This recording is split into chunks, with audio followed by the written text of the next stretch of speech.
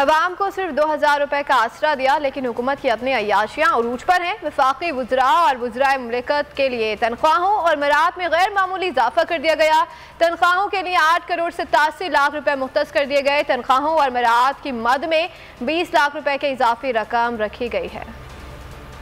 मईशत तबाही के दहाने पर हुकूमत की अय्याशियाँ बरकरार। हुकूमत ने वफाकी वुज़रा और वुज़राए मुमलिकत की तनख्वाहों और मरात में गैर मामूली इजाफा कर दिया। बजट में वफाकी वुज़रा और वुज़राए मुमलिकत की तनख्वाह और मरात की मद में 22 करोड़ रुपए मख्तस किए गए हैं। वज़ीर आज़म के मुशीरों तनख्वाहों मरात की रकम में 20 लाख रुपए का इजाफा। बजट में तनख्वाह और मरात की मद में 3 करोड़ 20 लाख रुपए मख्तस किए गए हैं। मुआवन खुसूसी की तनख्वाह और मरात में 10 लाख रुपए का इजाफा कर दिया गया। तनख्वाह और मरात की मद में 3 करोड़ रुपए मख्तस किए गए हैं।